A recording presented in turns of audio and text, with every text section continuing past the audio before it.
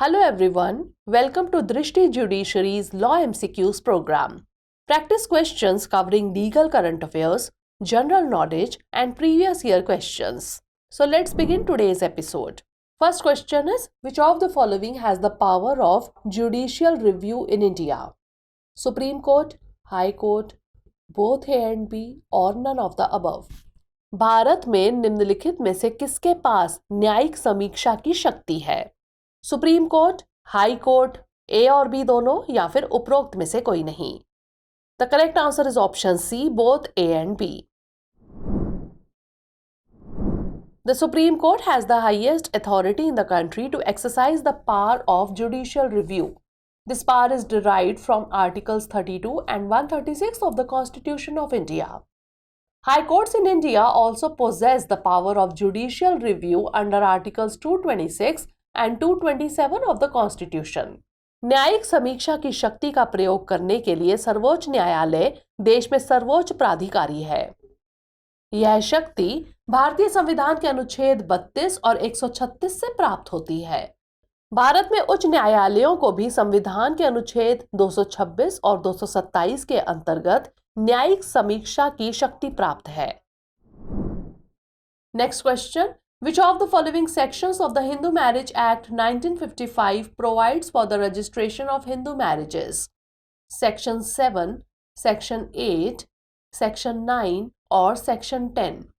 हिंदू विवाह अधिनियम 1955 की कौन सी धारा हिंदू विवाहों के पंजीकरण का प्रावधान करती है? धारा 7, धारा 8, धारा 9 या फिर धारा 10. The correct answer is option B, section 8. इसका सही जवाब है ऑप्शन बी, धारा 8. Section 8 of the Hindu Marriage Act 1955 provides for registration of Hindu marriages. Section 8 of the Act empowers the state governments to make rules regarding registration of Hindu marriages. Hindu विवाह अधिनियम 1955 की धारा 8 में हिंदू विवाहों के पंजीकरण का प्रावधान है. अधिनियम की धारा 8 राज्य सरकारों को हिंदू विवाहों के पंजीकरण के संबंध में नियम बनाने का अधिकार देती है. Next question, which section of the Indian penal code deals with defamation? Section 299, section 420, section 499 और section 377.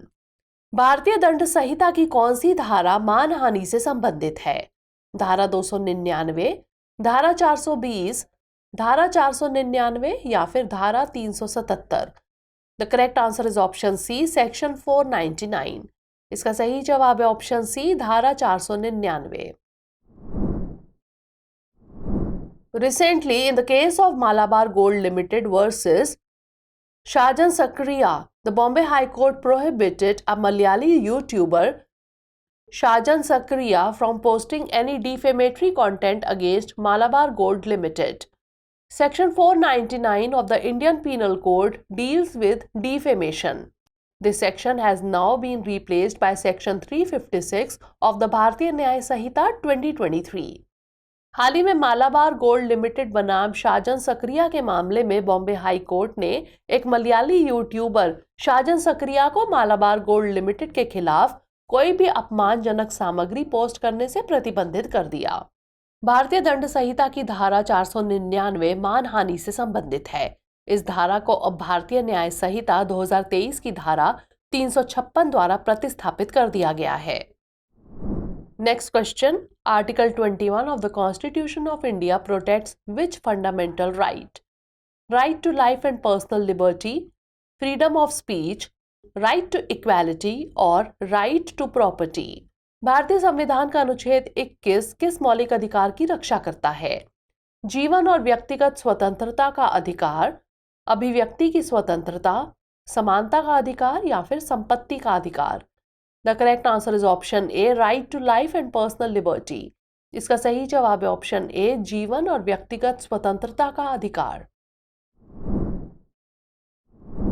Recently in the case of Dattatreya Shri Krishna Shejol versus State of Maharashtra, the Nagpur bench of the Bombay High Court granted bail to a man accused of rape, stating that Article 21 of the Constitution of India applies regardless of the nature of the offence. Article 21 of the Constitution of India protects the right to life and personal liberty.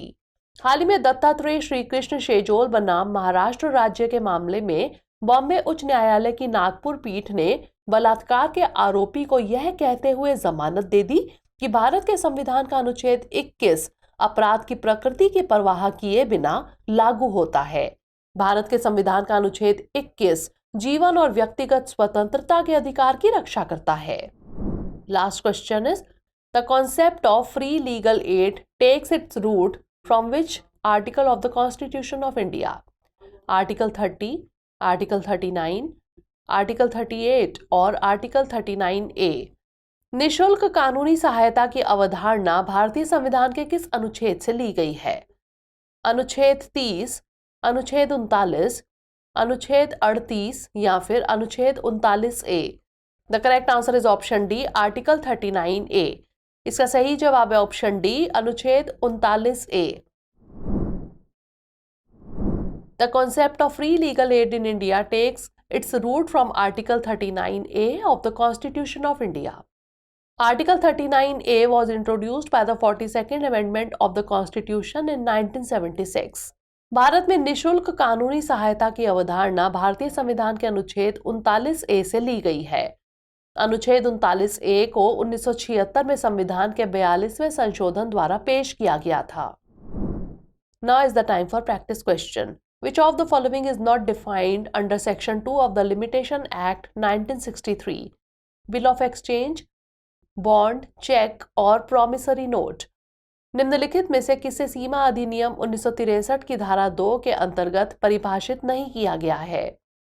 विनिमय पत्र, bond, check या फिर वचन पत्र? Send the answer of this question in the comment section. Stay tuned for more such updates. इसका उत्तर हमें comment section में जरूर भेजिएगा। धन्यवाद।